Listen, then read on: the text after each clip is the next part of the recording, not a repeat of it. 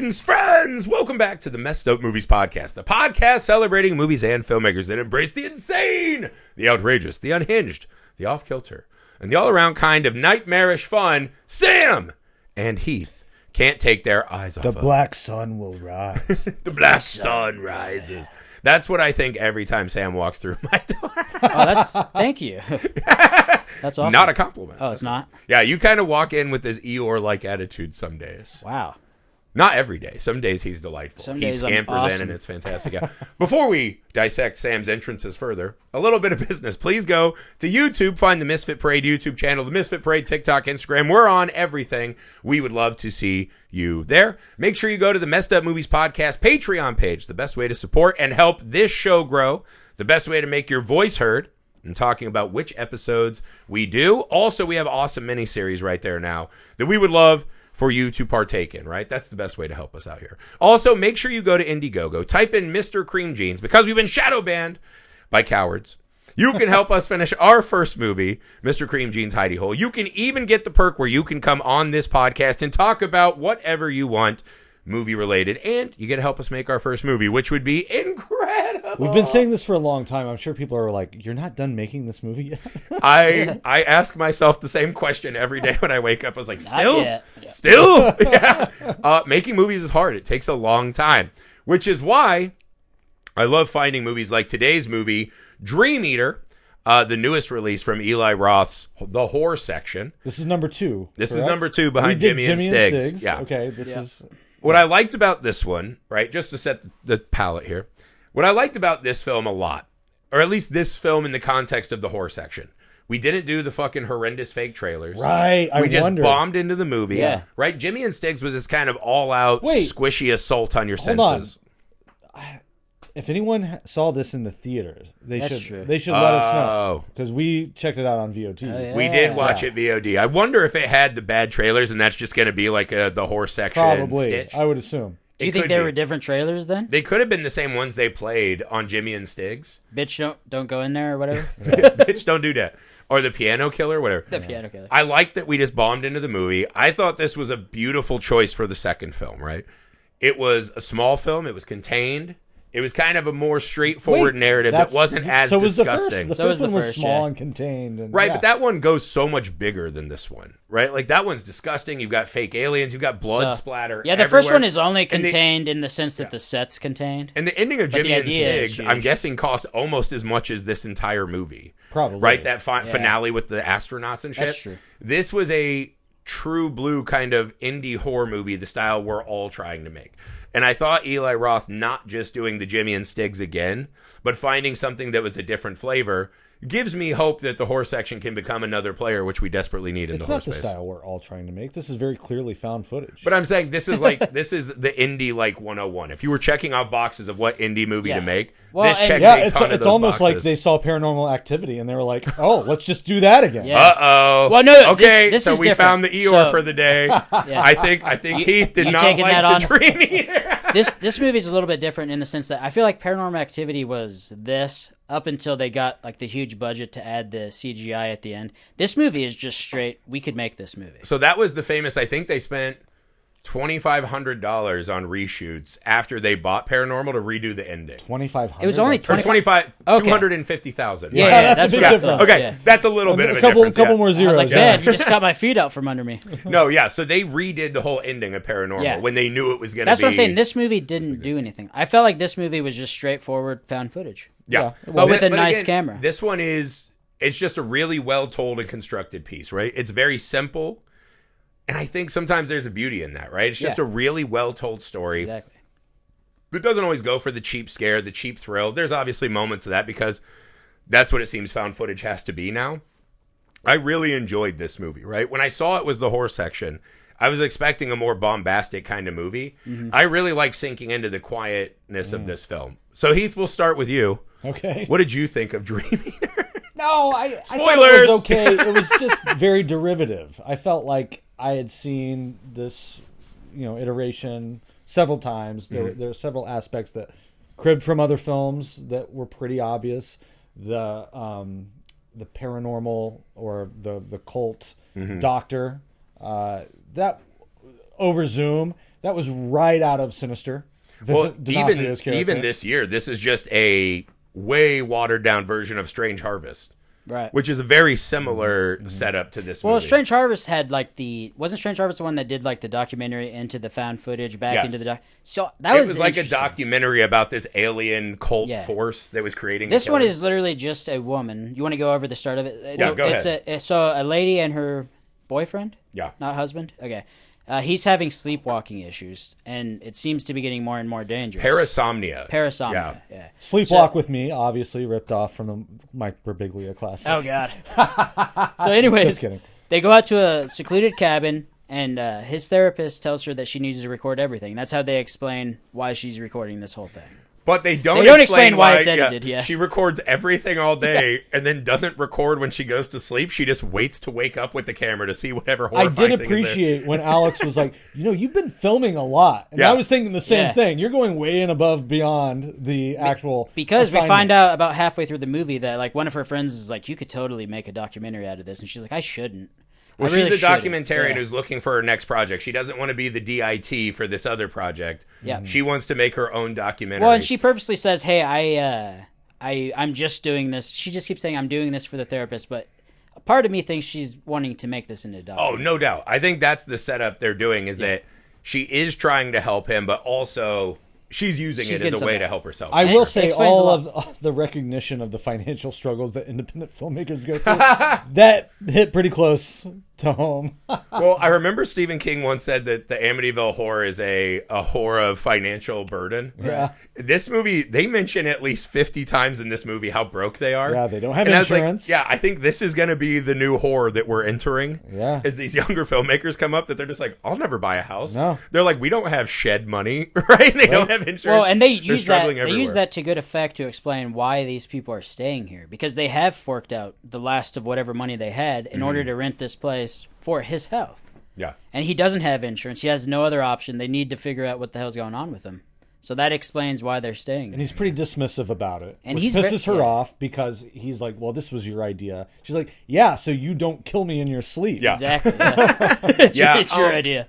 I think they find good dynamics. The hardest thing to suffer at the start of the movie is that this guy Alex is a cunt, like of the highest order. Like he's a real sarcastic. Like I don't think he needed to be. Shit. And it's also like as we go through the movie, she's like, "I work," and he's talking about money and this and that. And she's like, "I work." She's like, "You quit your union job, go back to the union." He's like, "I won't do it." Yeah. And the thing is, there's even moments where like we see absolute scenes of dread where he wakes up as this like part sleep demon or whatever, and the next morning she'll show her footage and he's just like, you set me up. Like, I was like, stop taking, indignation with everything. Stop being a cock.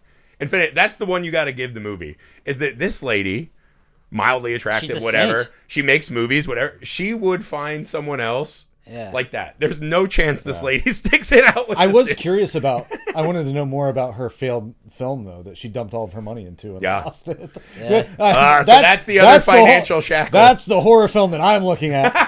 I need a cautionary tale. Tell me what should we not be doing here? He's watching this from a more personal lens than mine. And he's like, wait, don't move on. Don't move on. Tell us about the movie. Break out those financials. What was your distributor? What kind of deal did you have? What were the terms? I feel like I'm with Heath at a film festival lobby again. No, but I mean, I do think it's one of those things that so many horror movies kind of immediately jump past. And I do think it's one of those like very easiest accessible horrors for us now. Especially the time we're living in, that horror of just financial struggle, right? Like they're talking about, we got to go do this sleep study, whatever. He's like, we can't afford that. We don't have $5,000. Mm-hmm. And they're putting themselves, like their actual human safety before any of the other weird shit happens, on hold because they have to fucking survive, right? How are we going to have a place to live and do this sleep study? And I think the horror of that, and one thing they do really well is the kind of constant nagging of the couple. Yeah. Right? Like, it just leads to all these little fucking infights. And I think maybe that explains why Alex is so cunty. But they find a really good balance with these two. Because there's a point early in the movie where I was like, oh, man, I don't think this one's going to get there for me. And I really found I sunk in with those two. I thought they did a good job. Same with me, man. Exact same thing. Like, it started off and I was like, man, these people are unbearable. Yes. And then something clicked and I was like, okay, I kind of get it. And part of it was me thinking that she she's not just in it for him. Like, she's in it for something she wants to. Yeah. They were both filmmakers. I wish he would have been more of a teammate and Right. would have. She's showing him the evidence of the crazy shit that I he's know. doing. He should have went along with it. How much more interesting would the movie have been if he's like, okay, tie me down. Yeah. Like, Yeah. I'll go to sleep, tie me down. Let's find this out. Let's make this movie together. Yeah. They didn't go that far. That could have been cool, man. Right? There's I like also that, a lot yeah. of like the movie tropes of like, hey, you're lot of almost tropes. killing me in your sleep every night. And then the one night she's like, I'm getting wine drunk. Dude, And I was okay. like, Yeah, what are you right? doing? I wrote that specifically in my notes because it goes from, hey, you almost put your hand in the garbage disposal, and then they do the hard cut to where she's like got a selfie and she's like, I'm getting drunk as F tonight. And I'm like, wait, we just skipped over the garbage. Like, you're not gonna tie him down. You're not gonna do anything. Yeah, this feels like a more. But again, I think that's the other thing. I couldn't quite settle on how old they are. Yeah. I think No, I was they said watching 30. them 30. It was his 30th birthday. Right, so Right. they're younger than us, but I was watching this and I was like, man, like at our age, all this shit is out. Like none of this happens the way sure. we watch it. But there was this like again, and I think it's that when you're two rats on the same sinking ship, they are kind of stuck with each other, right? And this idea of even if they want to leave each other, then you're breaking what limited resources you have in half. And I think that binding them together like that, and her caring about him, but also seeing a way out through the documentary, I do think was a fascinating ad, right? And it kind of carries you through because, again, I think these relationship movies can be really tough, right? Like we watched together, and that was kind of the same thing. I just didn't believe they were in a relationship, even though they're married in real life, right? It's so bizarre. As when one of you's such a huge cock and doesn't contribute to the relationship at all. Yeah. It's like, just leave. But people don't. You fuck. Producer Nick giving me the eyes. I'm a highly functioning member of my marriage. I don't even know what that's a shot at. I do things. Yeah, I do stuff. I rear. That's what I do a lot. I rear the children. Yeah, you do. Shut the fuck. All right, this got off the rails. But I do think there's tons of examples of people who don't leave a bad relationship. And then it's Age is harder to all the- leave once the tragedy happens. Because then if you leave, it's like, Sure. if she leaves after, we find out later in the movie that he hurt himself. He was trying to kill himself during one of these sleep attacks, right? Right.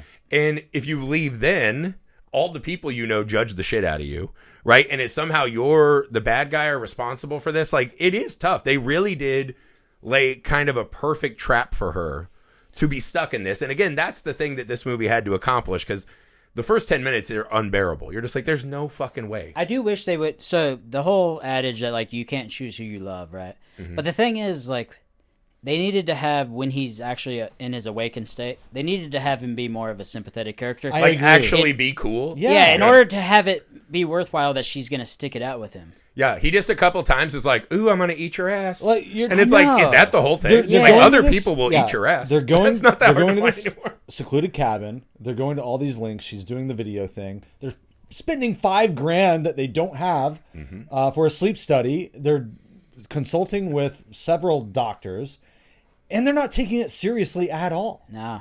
Like, what the fuck? Even after the hand going in the disposal really took me out of the movie because I'm like, you're gonna tie him down after that, Right? because why, dude? Actually, I You're would ask- definitely I would- not getting wine drunk. you're not getting wine drunk. Yeah, I don't know. A good I scene do would have think been him there's- just putting it in the very next day and been like, oh, I should have tied him down, and then he just doesn't have a hand for this. There's also a part of this, though, where I think there's also they both know this is over. Right? And so there is just a try to have some good times while you can. Right? And again, I also think there's They an don't. element They don't of, know that it's over to the point that it is. His life is over. No. But I think like it is you in the can end. see both of these people are half out of the relationship, right? Like, I think it's kind of a foregone conclusion that they're not going to make it. I Well, think they they're snap going on each to I don't other think so. way No, too they quick. talk about when they are going to be married, when they're going They to do have say kids. that a couple times. I was watching it as a, like, this is a last hurrah kind of thing. But they do mention having children Yeah. and being But married. aren't they joking about that though? Because doesn't she say like, "Oh, we'll never be able to"? Well, that's afford a the thing. cabin? Everything is It's like a joke, masked almost. by a joke. Yeah. But I think there is real intention there. Yeah. I don't know. Yeah, look, there are some inconsistencies. There's a lot of wobble. I don't think we're bold or brave enough to go into territory that would have been unique and interesting. They pretty much play it straight by the book. Well told for the Yeah. resources that they had.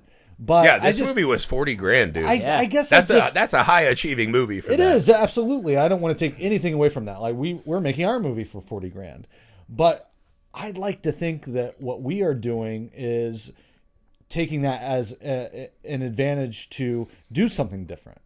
And yes, I see what you're saying, but I would say that the horror genre is built on retread ground, right? Like maybe more than any genre, if you count superheroes as a genre, that's the worst. But I think a lot of horror, it's the same kind of 7, 10 things we're afraid of, just retold all the time. And I do think one of the things I liked about the movie, I like that they're not reaching too high or trying to be so fucking off the wall insane. I totally agree with that. And it just kind of drops you into this really normal story, right? Because I think a lot of the things we see now, people are trying so hard to be wild and off the wall. Exactly. And if you're not that kind of storyteller, that sticks out to me as like the worst kind of thumb. I know, but the seeds were there for other things to happen than what you knew was inevitably going to happen from the very moment they showed up to the cabin. It didn't happen how I thought it was going to happen. I thought that for sure she was going to die. Oh, you thought she was going to I thought she would be dead. Yeah. Blair Witch style. And then he would go on to live. But that's just the final 5 minutes of the movie. I mean, they could have still got me though. They could have done so many opportunities to make a third act that was truly unexpected. And none of that ever happened. It went exactly like every single movie you've seen. It's unexpected it's expected in a way, but it's also unexpected in the sense that is any of it actually real? You're pulling the Griffey defense. No, we did this a couple podcasts No, ago. that's the question that I had in my mind because you never see you do see the image of the monster, which I wish they wouldn't have had that in there.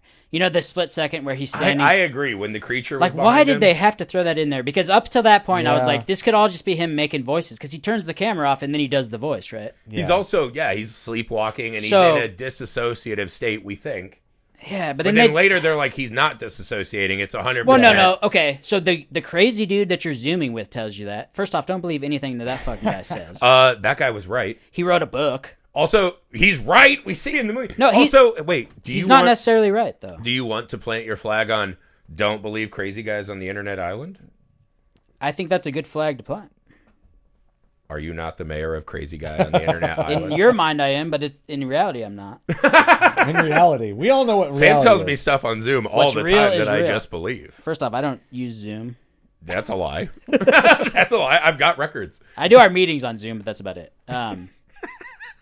See, you derailed me. He uses chat roulette still. I like my 20-second conversations. Or whatever. Yeah. Sam's like the Kermit who pulls his dick Anyways, out you get what I'm trying to say. I'm going to leave it at that. Yeah, I think you're taking shots at the crazy man who wrote the book, who ends up being 100% right.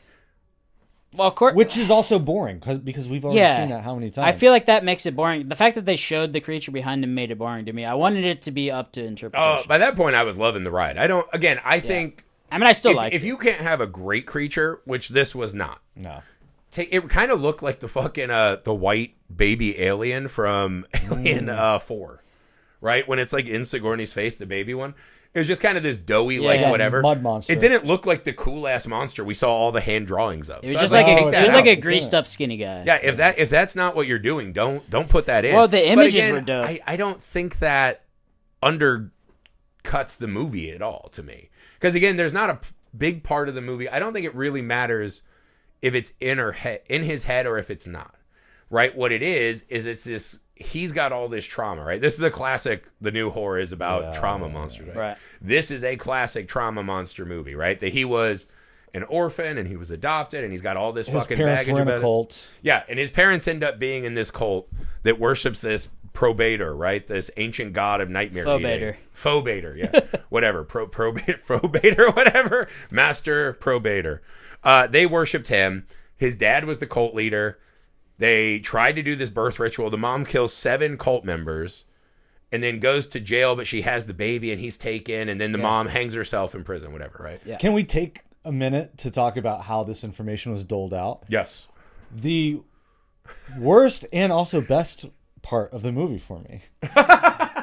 the faux, I think it was called Unresolved Mysteries. Oh my god, Which was dude, I was cracking up. Because it's Unsolved Mysteries. unresolved mysteries. Unresolved Mysteries. The other problem is that I was like, it's resolved, right? Like they're all dead. Like this is a resolved mystery. That was such a clear parody of Unsolved Mysteries. They actually did a pretty good job of getting the aesthetic right. Yeah. It seemed like that show. Well, the whole thing was kind of fucking tongue in love that, cheek. Because dude. can we talk about how their doctor was named Dr. Snape? Dr. Snape. I feel like there were things like that Yeah. that had the movie been a little bit more tongue in cheek, that could have worked. But they tried to play it straight. I don't know. Tonally, it was off, and it just took me out of the movie that we're doing this parody of Unsolved Mystery to reveal this very kind of scary backstory. Right. Yeah, it really took the piss out of it.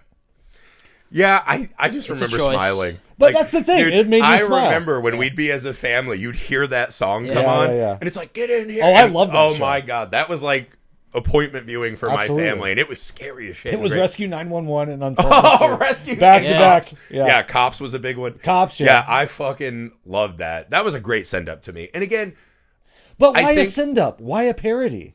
Why not do something that was weird? well, again, I don't think it's played for jokes though, right? I think That's it's the kind thing. of That's what makes it weird. It's a parody of something real in their world that reminds us of something in our world. Well, it gives me that like 80s, the RoboCop feel of like, this is almost real, but not quite real. Yes. So is that what they want the movie to feel like? It's satire, but there's no need for satire. Well, also, it's not satire because it's exactly what that show was. Yeah. It's just named different. Except for it was resolved. They should have just named it anything else. Yeah. I don't know. I thought that was a bad But there were a couple I things got like a little laugh even out down of it. to his personality, kind of like I feel like there were things that they wanted you to feel a certain way, like how he talks about eating her ass. I'm like, that's supposed to. Hell yeah, that's he's an ally. That's supposed to make us feel a certain way, like the Dr. Snape is supposed to make us feel. But I couldn't figure out what that way was supposed to be. But I know that I just took it as part of his character, as this is his shield. When things get uncomfortable, he makes an inappropriate joke. And that's basically the foundation of their whole relationship. Okay. Yeah, and again, to me, the parts where the movie sags to me are when they're on Zoom with people. Like, those elements didn't work for me that much. But these two's relationship, I thought, was this kind of good, broken, toxic relationship that I liked spending time with. Can we that talk couple. about the filming? I liked how she would just set the camera down in, like, the corner of the room. Mm-hmm. I kind of liked how they did that. I actually really liked how this found footage looked. Yeah, I think we saw that a little bit in Man with the Black Umbrella we did. I think the running around Blair Witch styles kind of played out now. Sure. Like, and again, that was a time when it was weird to walk around with the camera all the time. Mm-hmm. Now we all have cameras all the time. I was at the Purdue IU tailgate yesterday and constantly looked around and saw people propping their phones up to do TikTok dances and shit. Like, we're used to that now. Yeah. So I think it kind of is this evolution of the found footage. And it makes the end product so much better. It just looks so much better. Yeah. And the fact that they like kind of peppered in that she's a documentary filmmaker. She knows about lighting. Right. She knows how to like frame something. So everything kind of looks cinematic. Yeah. But it was still found footage, right? But there were certain parts of the movie where I was watching like this could just be a scene in a movie. Yeah. But how many times have we done that where we have to use the excuse that they're filmmakers? Yeah. How much weird shit happens to filmmakers? Filmmakers love films about But filmmakers are always filming, Heath. So yeah. I guess. it makes Shooters sense. gotta shoot, dude. Yeah, shooters gotta shoot. I don't know. Yeah, I don't know. I mean, again, Been there, done that. Is just... Yes. And I think a lot of low budget horror you could slap with the been there, done that, right? Like almost everything we've seen that's under a certain threshold. I've seen all these movies before, right? There's not a lot of new territory. It just comes down to the story. Did you like this story? See, I enjoyed it. And again, I think what you're trying to do with a movie at this scale is you're just trying to show that you can make a movie well, right? And I think a lot of people try to go so hard to tell these fucking insane stories, and they fucking miss the most important goal of making a film like this is to show that with more resources, we can handle telling a full, complete story. And so I would always rather an indie film. I don't know. Maybe I don't know where I sit on this, but I think it's better to err on telling something more straight and telling it well. Than trying to tell something that you're just not the storyteller to tell. They punched way above their weight here. I don't think they intended or expected to get this distribution deal from Eli Roth. It sort of happened on a lark from the research that I did. The filmmakers are actually the actors. So the guy who plays Alex, his partner Mallory, they are both the directors. They're a filmmaking team, and there's one other member who I think stayed behind the camera for this. But I looked at their YouTube. They don't have any. Their YouTube views aren't any more significant than ours. So they're filmmakers exactly like us. They made this movie for $40,000. Yeah. They were just taking their shot. They were just trying to make a movie. Yeah. And They did you it. know, they made a good movie. So And that's fucking I great. I don't want to disparage that effort at all, because we are right in that boat, and I respect the game. However, this ended up being a wider release because Eli Roth got involved, and now that adds extra scrutiny. So, I mean, honestly, had he not found this movie, I would never have known about it. We would not be talking about it on this podcast. But you have to evaluate the movie for what it is. I mean, Right, but I think those are both great things, right? One, that Eli Roth is finding these movies and helping them get out, and also that some people in our exact situation made a really fucking good movie to me. Yeah. I thought that was it's amazing. I love those stories, right? And again, it's kind of like what we talked about on the last episode, House of Dynamite. To me, that movie has everything you could ever want to make a movie well, and just achieves so little. This movie, again, we're making a movie at this budget. It's fucking brutal. Yeah. It's fucking brutal to make anything at this scale. And this movie's infinitely entertaining to me. Hell yeah, dude. I felt I hate to nitpick this. I thought he was great. Alex was very believable. I thought his acting was pretty superb. Mallory was weak. She was. See, she had moments. I liked she had her. Moments. The people on the Zoom struggled. They were bad too. That was the The struggle. professor I think. was not great. And that's hard. That's hard to do the like on the Zoom Yeah. kind of like when you act. That's tough, right? And also, how do more you make fun- it believable that I- spirits? Right, and it's I more can't- fun to be in the room playing off of And I someone. can't imagine being the filmmaker who's like, okay, we can't find actors who will do these extreme scenes or do nudity or whatever. So I was going to say, yes, you can. you can't, first of all, you absolutely can. Yeah. So I think they actually wanted to be in the movie because that was their excuse. Like, Yeah. well, we had actors involved and they were uncomfortable with the material. I didn't think it was that extreme. So we just decided that we'd put our money where our mouth is and we would get in front of the camera. I kind of feel you like could have found that two was their people gambit. to do this. Yeah. Like, Yeah. I know enough as a director, my huge limitations as a performer. There's no way I'm just, I'll suck it up for the good of the cause because I have to lead by example. That's such horseshit. a myth. No one ends up in front of the camera and is like, I don't want to be here. I just person have that to has do to this. do it, No, yeah. no one ends up starring in a movie because they don't want to act. It may be That's it may be ridiculous. easier. You may convince yourself that it's easier to do it that way, but I feel like it's cutting yourself. It's chopping your feet off. Well, the nice thing is there were three of them, right? So whoever was the focal point of the scene, you had other eyes there helping direct Right. the scenes, right? So I think again the setup for me the on third this guy one was works the really director, well. correct? They had a crew. They're all directors. They're all They directors. they had a crew for this. Oh. I mean, if you look at the end credits, there's a substantial crew. I mean, it's not like a 40-person crew. They might have had, about the same amount of people that we usually have like on 10, set. 15 people. per Something day. like that.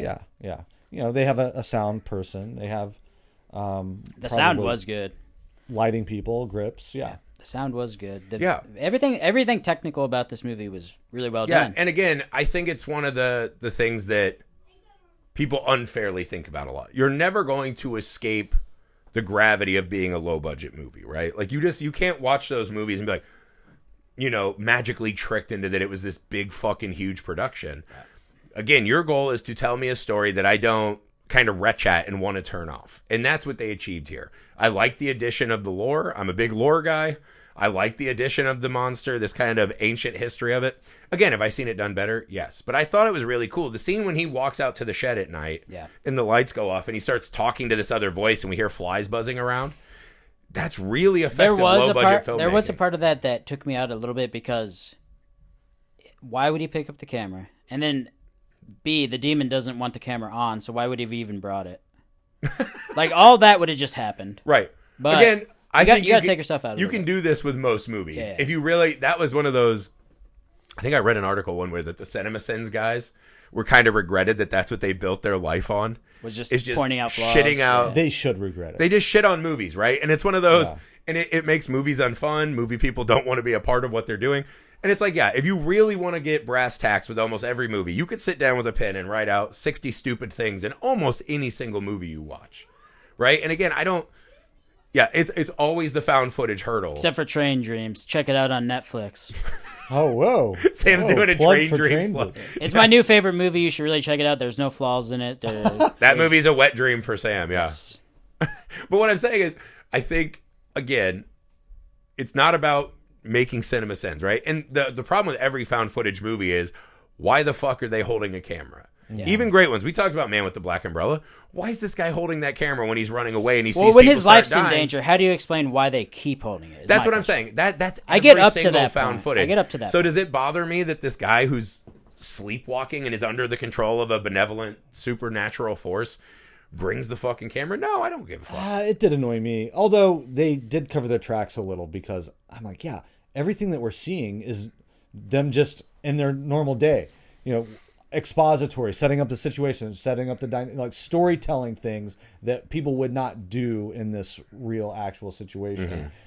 So to me, that kind of showed the seams a little, but at least they covered the tracks, or attempted to, because he acknowledges it. He's like, you've been filming a lot. Yeah. You know? Well, even later when he's possessed by the demon, he's like, "You love filming me, don't you, bitch?" Right? Yeah. Like, so he's even aware the demon's sick of it, which I thought was pretty cool. That was pretty good, yeah. So the gimmick of this movie, right, is that they do this all day. They kind of bicker and whatever. And then at night, she goes to bed and inexplicably doesn't do the paranormal activity shot, but she wakes up to Alex all over the house, right? Sam, what did you make of the setups for these scares? The setups for the scares specifically? Yeah, like when she woke up at night, I thought these were pretty damn effective for the movie. See, I was thinking they were kind of the weakest part of the movie because they seemed so choreographed to me. You think so? He would always be standing looking at a wall. They just stole the Blair Witch thing, which I mean, it's scary as fuck, right? There were a couple things which we can bring up later that I thought were unique to this, but that were really good. Bring it up now. What are you waiting on? So the him standing in the corner and then her going up to him and then him turning around and screaming didn't do it for me. Because that's done better in Creep. You're right. that is the Creep scare. And Creep does it without the music. Like, okay, what? Maybe this should be safe for later because I'm interrupting Sam's whole take.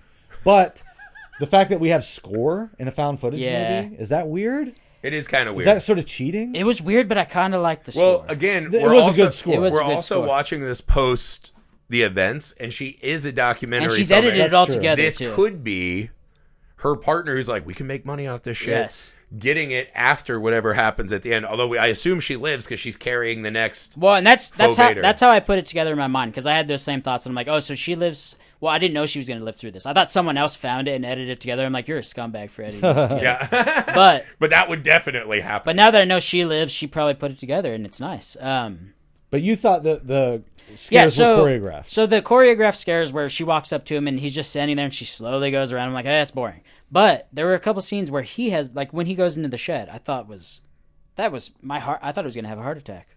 Whoa. I thought I was going to die. But that might have been because I had way too much caffeine. And I was just going to... My kids are perfectly healthy. They thought this movie was scary as fuck. Yeah, but my heart was pounding. I'm like, dude, he's in this fucking shed. He can't turn the light on and this thing is talking to him. And then, like, part of me was like, is he just making the voice? I didn't know. And it scared the shit out of me. I thought stuff was I do think leaving it a little more, could this be a psychological break, is better. Yeah. Right? But it was also, as soon as I heard the fly noises, I was like, well, we're hearing that on the camera. That's real. That's real. Okay. That's not in his head, right? Once you hear the flies, you're like, flies in winter. But yeah, the jump scares didn't. I don't like the jump scares. See, and that's the thing. That's what the trailers build as, like these wild jump scares. They were all in the trailer. Yeah, the marketing of this movie is selling it as like this fucking hardcore, white knuckle found footage thing. And I actually thought that... When he's crawling on his... Toward the end, that's bad. That's the one that I'm not. The people like, why would you just walk like that? Like, we're not. I used to have to do that for wrestling all the time. It's the bear hard. Crawl. It's not a good way to transport. It's not any yourself. faster. It's not a good way to do it. But again, I thought some of the scenes I thought were really good though. Right? Like I loved him walking around the house when he was possessed later in the film. I thought it was really good. I thought the thing in the basement when he was kind of butt naked in the snow. Yeah. Right? And then, that was fucking great. He's kind of scaring her. And then at the end, he's like, let me in. He's like, I'm awake again.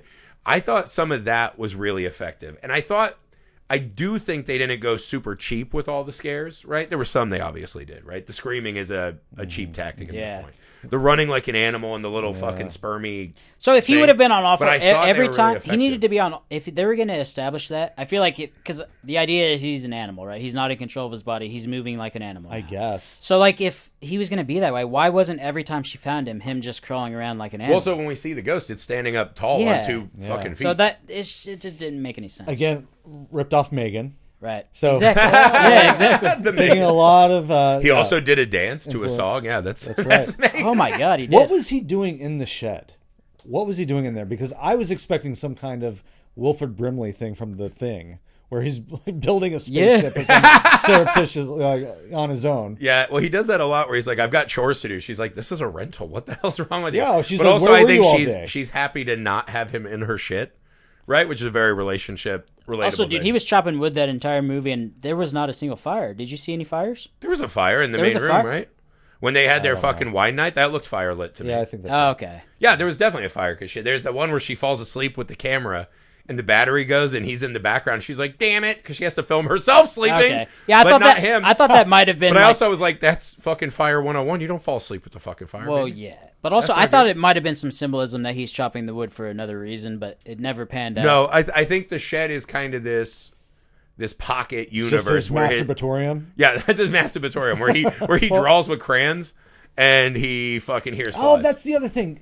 Can we put a moratorium on drawing dream demons? So Can we please stop? we used to do this. Me and Alex used to do this on the show where we would pinpoint dope tropes. Yeah. And that was one of them, is that a young child draws the monster who's going to attack Every us later time. in the movie. Every single time. If there's a kid in the movie, that kid is immaculately like fucking Bob Ross painting or illustrating. Yeah.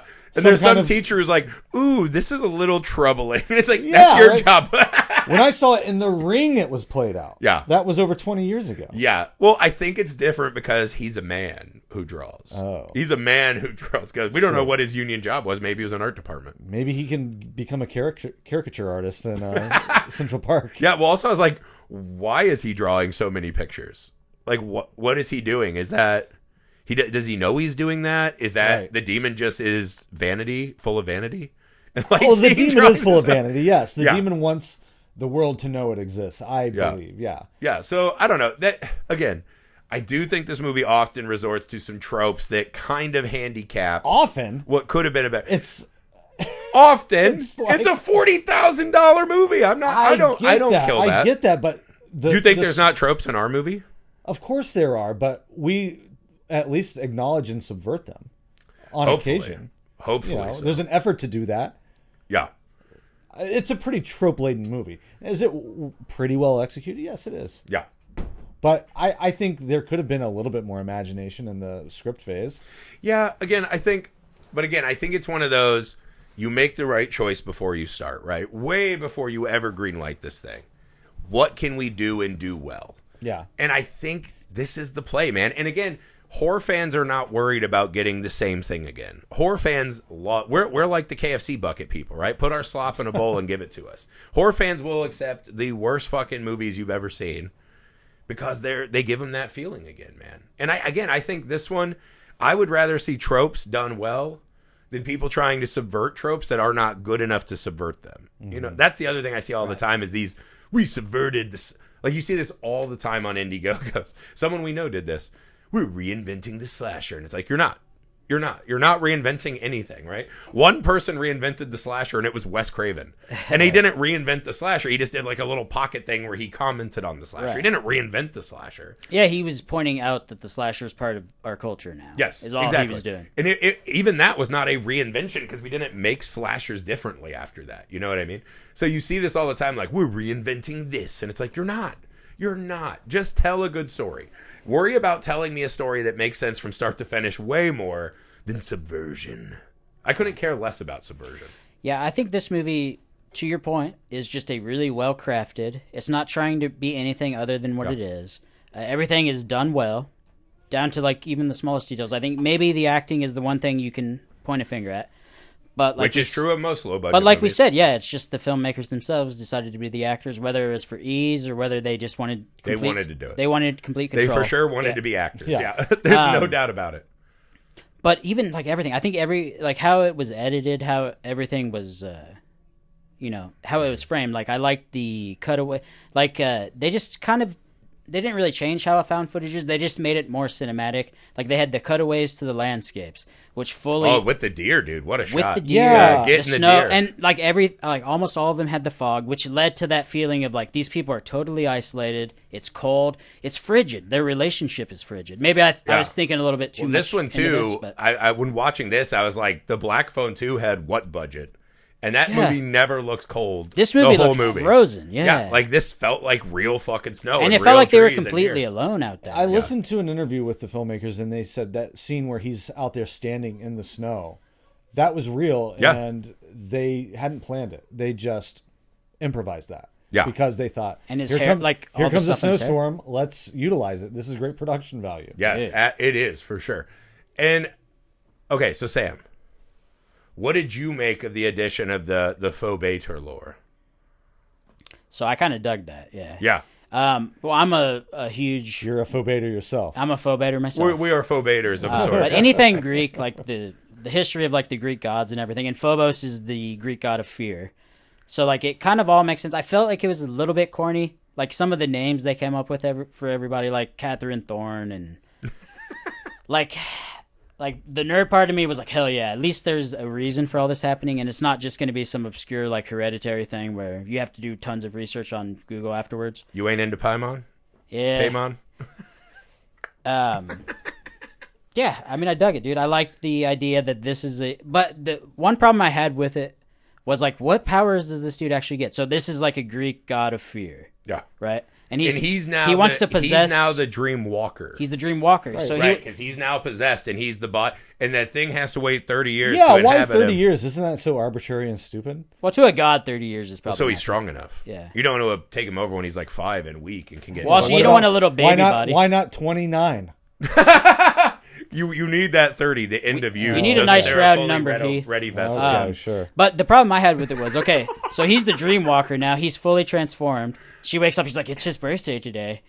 But then he's just like a normal guy, but he just has a god in him. Like, Well, yeah, he attacks her and He tries doesn't to have strangle immu- her, and she just immediately stabs he doesn't him have and he immunity dies. to being killed by a knife. What's the point of even being this guy? Yeah, he should have some like fucking telekinetic powers like Vecna, dude. So I was bummed with that. That's why I thought she was going to die for sure. I'm like, how are you going to beat a god now, lady?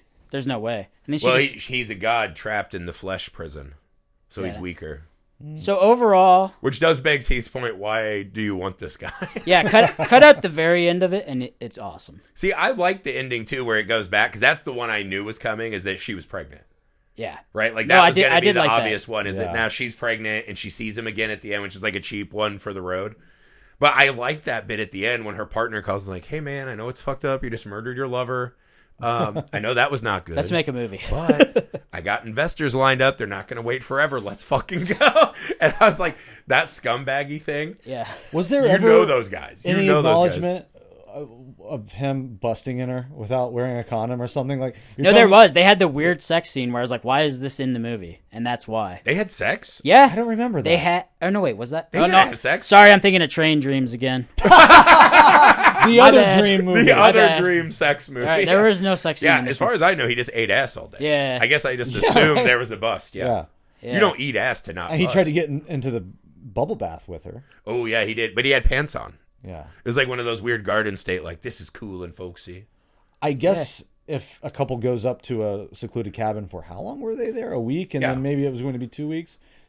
Maybe sometime. I do feel like it would be hard for him to bust with everything he's going through. Yeah, But it yeah. also might be the last respite. Maybe she's into it, though, you know? Well, they do that thing where he's like standing over the coffee pot in the morning after he gets possessed.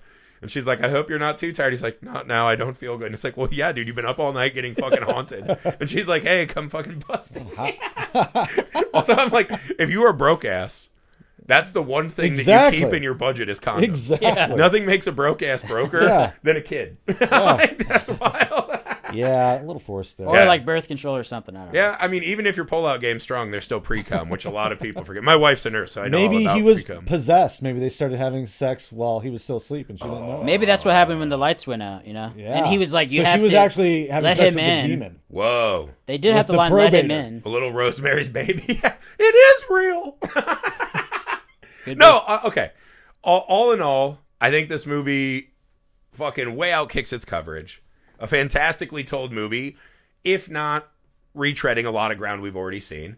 But I'm okay with that. Just give me when I rented this movie, I was like, "Fuck, this is gonna be another one of those." Oh, can we talk about movies. the best part of this whole thing is this movie is $5.99 on Amazon. All you got to spend is $5.99 to watch this, and it's worth every penny.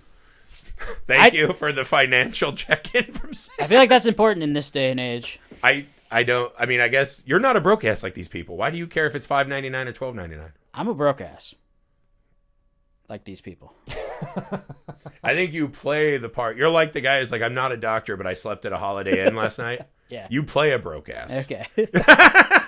But no, I just appreciate a movie of this scale being this good, right? Because again, it's not always to me about reinventing the wheel. There are no more wheels to reinvent. When's the last piece of cinema you really felt like reinvented a genre, a story? Not much, man. Like I remember seeing Everything Ever All at Once, and like this feels like a completely novel experience. You don't have to reinvent anything, but it is nice to not know exactly where every turn is going to come before you get there. Yeah.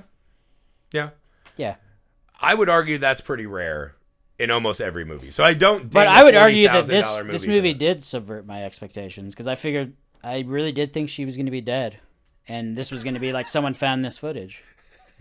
Okay. But this is not actually a found footage movie. This is the footage that she shot. This is just a footage movie. This is just a footage. Right. This is just This is a movie, a fucking An footage assembled movie. footage movie. Yeah, she wants everyone to know that she's the mother of demons. She's like, I found this footage. So the sequel, I also shot it. Yeah, the sequel where Redditors come and hunt her down with pitchforks will be badass. They're like, that lady's got a demon in her. Okay, Sam, what was the most messed up moment in Dream Eater? Oh, shit. Oh, well, obviously, for me, it's when the very first time he goes out to the shed and you hear the other voice. And it's like, it's too late. Because he's like, I don't want to be here anymore. And he's like, it's too late. And I was like, oh, fuck, it's too late. And it was too late for me at that point. I couldn't turn the movie off. Oh. You were just in. Yeah, you were hooked. Yeah. Yeah, I think the voice, and it was the sound of the flies. Yeah. That fucked with me. Yeah. Because that made it feel Well, like because it makes when you think of Lord of the he Flies, entered right? another fucking dimension.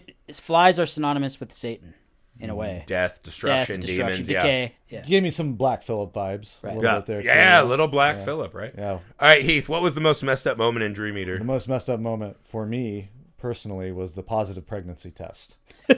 That's just it. That's fucking terrifying. That's it. I've been through it twice. It's scary every time. It never gets easier. And she held up those two parallel stripes. It's also a demon camera? baby. I was like, There's good nothing God. worse than finding out you're about to have a kid when you live in an apartment. It's fucking terrifying. And didn't she just kill her husband or boyfriend or something? She's facing charges. She's got a lawyer. They were already broke. Now she's not as broke, I guess, because she doesn't have the fucking barnacle attached. It's always scary to find out you're going to have That's true. She's actually probably going to do better now. Yeah, I think if I had to pick the most messed up moment, I think it's hard to go against the garbage disposal. Right? When he's kind of sitting there and he turns and acknowledges her, and he's going to put his hand in the garbage disposal, which there's never been a scene in a movie where someone puts their hand in a garbage disposal that I don't absolutely clench up. Like, it's just one of those things that works on me every time. Have any of you slept walk? No, my brother used to when he was a kid. We used to have a gate because he would sleepwalk. I used to do it when I was a kid. It was almost always when I would run. How old are you? Are you 29 now? 20. Oh, we shit. better watch out. Yeah. No, sleepwalking's fucking terrifying. I thought that was really well done because you're sort of lucid.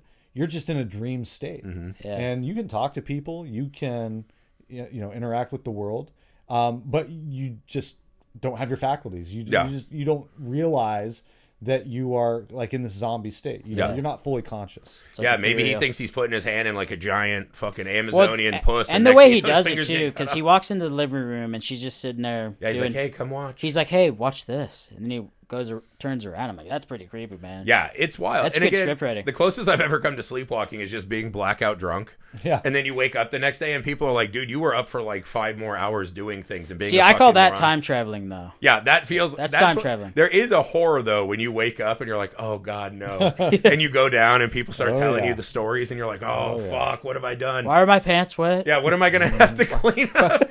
And so that was scary. And I think you pair that him trying to put his hand in the garbage disposal with their response being, "Let's get wine drunk." Dude, and I was like, these people are out of control. Yeah. These people are out of control. This can't end well. Well, it's also like you guys are having money problems. Why are you buying wine? Buy Natty Ice or whatever. Oh, you can get a bottle of Maybe wine it was for Boone's $5. Farm. Yeah. Boone's Farm. Okay. You can get a cheap ass bottle of wine that'll get you there. Okay. And it's romantic, Sam. There's nothing romantic about a Schlitz.